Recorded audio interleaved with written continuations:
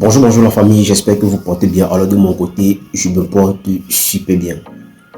La famille, avant de continuer cette vidéo, je vous prie ici de partager la vidéo, liker, abonnez-vous aussi à la page pour ne pas rater les prochaines vidéos. Allez aussi vous abonner à ma chaîne YouTube.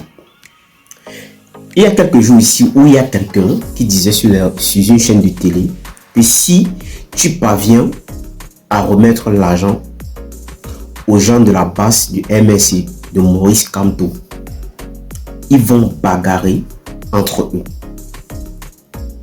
Et aujourd'hui, je vais vous faire écouter cette vidéo ici. J'aimerais que vous l'écoutez attentivement jusqu'à la fin. Vous allez comprendre pourquoi est-ce que je vous fais écouter cette vidéo. Vous allez comprendre comment certaines personnes ont décidé de quitter au pays, venir se réfugier en Europe. Et c'est les mêmes gens qui disent qu'ils veulent le changement au Cameroun. Mais regardez avec quelle mentalité certaines personnes qui veulent le changement dans notre pays qui est le Cameroun. Et regardez, donc comprenez un peu comment certaines personnes réfléchissent et comment certaines personnes raisonnent dans les petits groupes de personnes qu'ils ont décidé de mettre sur pied pour boycotter, peut-être pour passer le temps à verser de la farine sur les gens qui viennent en Europe, sur les ministres et tout. Famille, écoutez la vidéo aussi jusqu'à la fin et je reviens plus tard donner mon avis par rapport à la petite vidéo de notre jeune frère ici. Donc écoutez la vidéo attentivement et partagez la vidéo à la famille. Bonjour à tous. Depuis un certain temps que j'ai fait mes vidéos sur le professeur Fonken Yamsi là, je vois certains dans les commentaires là, ils disent que oui, j'ai participé avec le régime et tout, parce que je suis allé au Cameroun, j'ai pété inquiété alors que j'ai fait la casse des ambassades, c'est mon site des descendu, blablabla, blablabla. Hey, vous ne me connaissez même pas. Vous ne savez même pas ce qu'il y a parce que je commence à travailler les gens de la base là. Vous ne savez même pas les tenants, les aboutissants. Vous venez juger les gens, vous ne connaissez même pas. Donc je vais terre à terre sur cette vidéo là. Moi d'abord je suis quelqu'un, je me suffis. Moi je travaille depuis belle. Je suis né en France, grandi en France. J'ai grandi également au Cameroun. J'ai fréquenté au Cameroun, je suis rentré. Donc moi là, je suis revenu ici en France le 27 septembre 2014. J'ai commencé à travailler. J'avais quel âge? J'avais 19 ans. J'ai commencé à travailler. Je vais vous montrer jusqu'à aujourd'hui que moi, j'ai pas de problème. Déjà, côté finance, je me suffis, j'ai mon argent. J'ai pas besoin qu'on me donne de l'argent. Regardez, ça c'est mes fiches de paye. Pourquoi on vous dit que l'Europe, si c'est le document? Regardez, ça c'est toutes mes fiches de paye. Je vais juste prendre trois exemplaires pour vous montrer que moi, je me suffis, j'ai pas besoin qu'on me donne de l'argent. Hein? Moi, je suis quelqu'un d'intègre. Voilà. Je ne fais pas les choses à moitié. Regardez, ça c'est ma facture d'électricité que je paye tous les mois. C'est combien ici? 146 euros. 146 euros, facture d'électricité Total Énergie. Je suis seul, hein, 146 euros. Ça c'est mes fiches de paye, janvier 2015. Regardez. Et pour ceux qui savent, je suis serveur et barman dans une brasserie à Paris. Ça, c'est ma fiche de paye. C'est écrit combien ici? Il est écrit combien? 2700 que j'ai touché. Décembre, 2700 que j'ai touché. Décembre, 2700 que j'ai touché. Novembre, le mois de novembre, j'ai touché combien? J'ai touché 4000. Voilà, j'ai touché 4500. C'est écrit là. J'ai touché 4500. Donc, question d'argent, là, moi, je me suffis. Parce que mon travail déjà, c'est un très bon taf, j'ai les pourboires, donc ça me suffit, j'aime ce que je fais et ça me plaît. Donc venez pas juger les gens. Et concernant cette affaire que je suis allé au Cameroun, déjà, si vous allez écouter des cancres, hein, des frustrés, des gens qui sont là, ils ont leurs problèmes, ils veulent mélanger tout, hein, c'est votre affaire. Nous on travaille, j'ai un comité, nous on travaille avec des avocats internationaux, avec des juristes. Moi je me reproche de rien. Et déjà, je n'ai jamais fait la casse des ambassades. Ok, j'étais ni de près ni de loin dans les casses des ambassades. Je n'ai jamais participé, que ce soit à Allemagne, que ce soit à Paris, j'étais pas là-bas. Je n'étais pas là-bas. Je ne sais même pas comment ça a commencé, comment ça a fini. Moi, j'ai regardé sur les réseaux comme vous. J'étais pas là-bas. Moi, ce qui a fait ce que j'ai interpellé dans ce truc-là, c'est quand j'ai vu le problème qu'ils ont créé avec El Chenou, qui l'ont violé parce qu'ils avaient fait le coup en Allemagne comme il se devait, avec les ingénieurs, les gars avaient pris tout ce qu'il fallait. Ils sont venus sur la toile exposer les magouilles du régime Biya. C'est ce qu'ils font. Hein? Que j'ai dit que non, je ne peux pas laisser passer ça. Et qu'est-ce qui s'est passé encore? C'est quand on a fait une mobilisation, ils ont appelé la mobilisation à l'ambassade de France, du Cameroun, l'ambassade du Cameroun en France. Je suis allé là-bas, ok? On avait arrêté des femmes, des Amazones, elles étaient en garde à vue. Ils ont appelé la mobilisation, je suis encore allé là-bas pour mobiliser. Il y a un monsieur qui est venu parce que je portais ma voix et tout, j'étais en train de m'offusquer par ce qui se passe. J'ai dit que je ne peux pas accepter, qu'il faut qu'on libère cette femme-là, ok?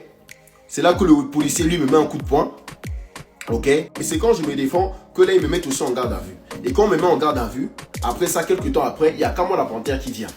C'est de là que je fais la garde à vue avec Camon la Panthère et je sors le lendemain avec Camon la Panthère. C'est là, voilà la photo ici. Voilà où maintenant j'ai commencé à travailler avec les gens là. C'est ici que ça a commencé. Je n'ai jamais participé à la fête des ambassades.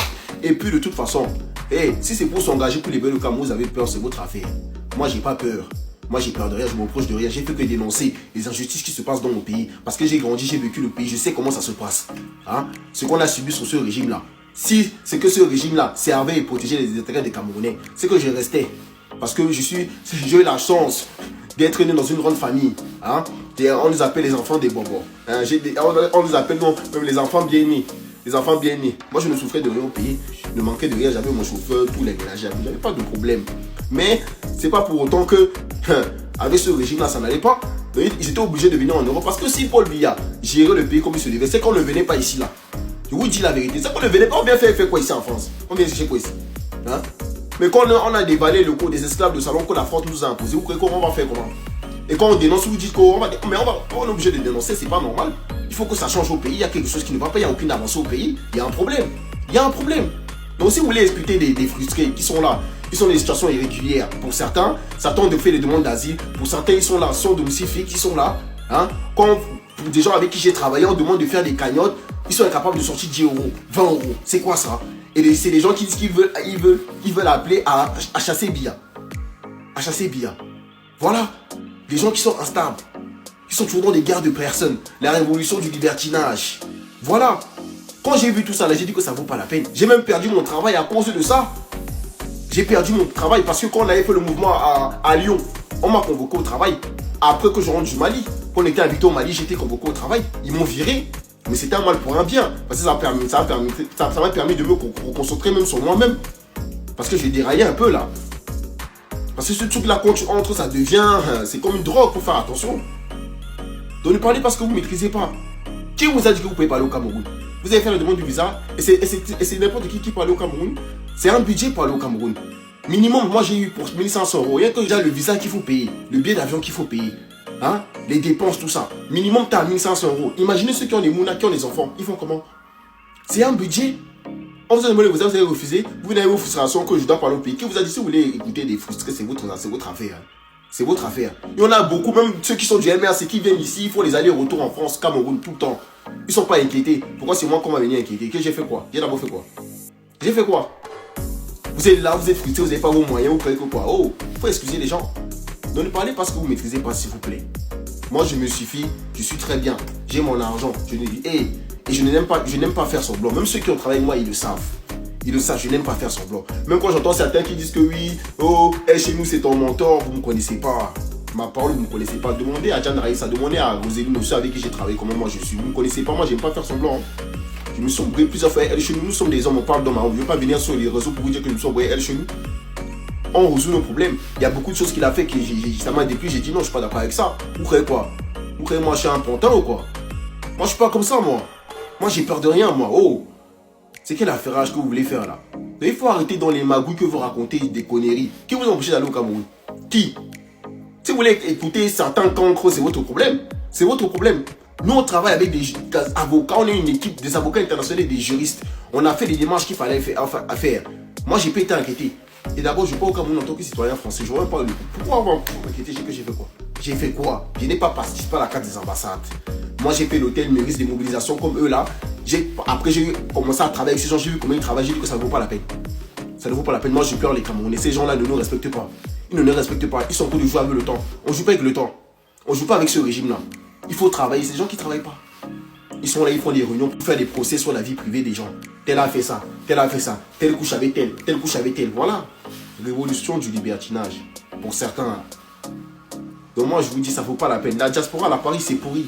Moi je vous dis, Paris, c'est pourri. Ça ne vaut même pas la peine. Paris, c'est pourri.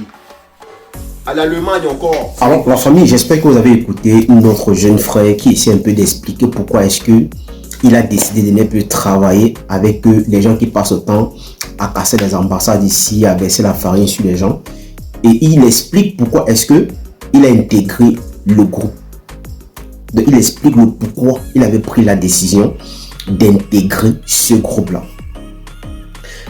Il a tout expliqué pour certaines personnes qui n'ont pas toujours compris. Il faut comprendre qu'il y a des gens ici qui sont quittés au pays, qui sont arrivés ici en France. Ils n'ont pas de boulot, ils n'ont pas où habiter, ils n'ont pas des repères. Ils n'ont pas de repères. Et c'est les mêmes gens qui passent autant à dire n'importe quoi sur la toile, à pousser les gens à faire n'importe quoi. Parce que pour celui qui travaille, qui a un travail actif et qui est tellement occupé avec son boulot, je ne pense pas que peut-être la personne peut se permettre à faire des sorties chaque fois, aller peut-être aller faire des marches, aller casser les endroits, verser de la farine sur les gens. Je ne pense pas que celui-là qui travaille, qui est tellement occupé par son boulot, peut se permettre à faire des choses pareilles. Nous tous, nous voulons le changement dans notre pays, mais ce n'est pas avec la violence, je le dis toujours chaque jour, que ce n'est pas avec la violence. On ne doit pas passer le temps à violenter certaines personnes juste parce qu'on veut le changement dans notre pays. La seule chose que nous voulons et que nous passons le temps à dire tous les jours, nous sommes en 2025 et les élections sont bientôt. On demande aux jeunes d'aller s'inscrire. On demande aux Camerounais d'aller s'inscrire et choisir le meilleur candidat. C'est ça qui est le plus important.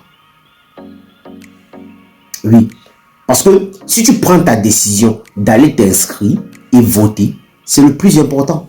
Au lieu de venir peut-être faire des trucs n'importe comment, parce que tous ces gens-là qui passent le temps à vous dire de faire des sorties, sortir pour faire comme ça, eux, ils sont en Europe, ils ne sont inquiétés de rien. Oui, ils n'ont pas de problème de manger. Même si ils sont les sans-abri, ils n'ont pas où dormir, mais ils ne manquent pas ce qu'ils vont manger. Mais la seule chose que vous allez comprendre, c'est que tous ces minuscules de personnes-là qui ont décidé de créer un groupe pour faire n'importe quoi, la majorité ici en France n'ont pas de boulot.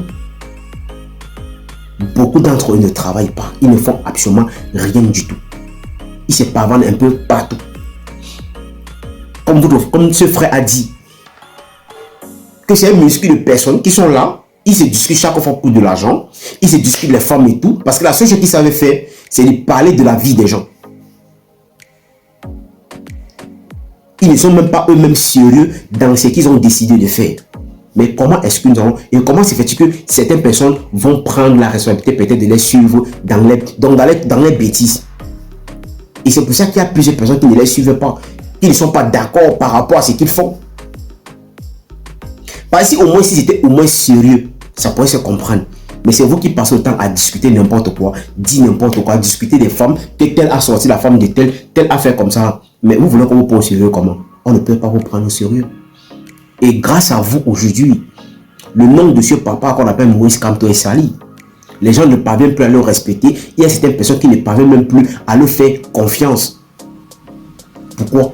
Parce que des petites personnes comme vous, qui n'avez même pas de dignité, vous avez décidé de faire des conneries, croyant que peut-être ce que vous êtes en train de faire, c'est une bonne image pour lui, mais pourtant, c'est une façon pour vous de le salir encore. Peut-être vous ne le connaissez pas. Mais aujourd'hui, il y a plusieurs Camerounais qui ne sont pas d'accord avec lui, qui n'arrivent même plus à l'écouter grâce à vous. Parce que vous faites des conneries, vous faites des trucs qui n'ont même pas de sens. Mais quand quelqu'un vient peut-être vous dire ce que vous faites, peut-être ce que vous faites n'est pas normal, vous trouvez juste à dire qu'il est comme ça, la personne a été payée par le gouvernement. Parce que ce n'est que ce que vous savez faire.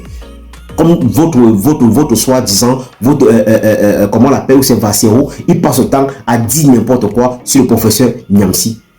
Parce qu'aujourd'hui, qui ne sont pas en accord par rapport à certaines choses, on trouve que non, le professeur Niamsi a pris de l'argent pour distraire les gens, pour dire n'importe quoi. Mais hier, quand le professeur Niamsi dénigrait Cabral Libi ici, c'est son frère Bassa, tout le monde était content, tout le monde applaudissait. Tout le monde applaudissait. Quand il a passé le temps à dénigrer Samuel Eto'o aussi, tout le monde applaudissait. Mais aujourd'hui, qui parle des trucs qui sont réels et vrais, raisonnables, par rapport à Maurice Kamto, on trouve que non, lui, il est en train de très mal faire. Il accepte donc, vous n'acceptez pas la vérité. Bon, à un moment, si on veut, et que si vous voulez que peut-être les gens avancent avec vous, acceptez des critiques, acceptez les vérités. Et c'est ça qui est le plus important.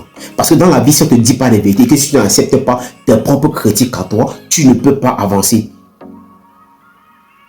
Et c'est ça. Parfois, accepter les critiques et accepter qu'on vous dise vraiment les vérités. Que ici, vous n'avez pas bien fait. Et je pense que le professeur Niamsi, il donne son opinion à lui. Il dit ses vérités à lui. Il donne son avis à lui. Et comme chaque Camerounais peut se lever et prendre sa caméra et donner son avis par rapport à tout ce qui se passe dans notre pays. Et sans être inquiété. Mais pour vous, c'est que quand on vous dit les vérités, vous trouvez que non, on ne vous aime pas, on vous déteste, on n'a pas besoin que le Cameroun puisse changer, on n'a pas besoin que le Cameroun puisse avancer. Mais tout le monde veut ce changement. Mais faisons-le dans les normes, sans nuire une autre personne. Il y a plusieurs candidats qui sont là. Trouvons juste le moyen de trouver le bon candidat et allez voter, c'est tout. Parce que pour moi, quand je regarde même les candidats qui sont, il n'y a pas des opposants au Cameroun. Tous c'est les flottants. Il n'y a pas les opposants au Cameroun. Chacun vient faire semblant, comme si peut-être il les met tellement au Cameroun, mais pourtant, on les voit quand ils viennent ici en France, ils sont avec les Français. Mais qu'est-ce que vous voulez montrer aux Camerounais? Et pourquoi est-ce que vous voulez imposer les Camerounais quelqu'un que vous avez décidé à choisir, vous avez décidé de choisir, ou peut-être vous avez décidé d'être derrière lui? Non, vous n'allez pas imposer les Camerounais à marcher comme vous voulez. Et faites tout pour convaincre certains Camerounais qui n'arrivent pas à vous comprendre. Et ce n'est pas avec la violence que vous allez le faire. Alors si c'est la première fois que tu passes ici, il faut liker la vidéo, il faut partager, surtout abonnez-vous à la page pour ne pas rater les prochaines vidéos. Allez aussi vous abonner à ma chaîne YouTube. Laissez vos avis dans les commentaires parce que c'est très important.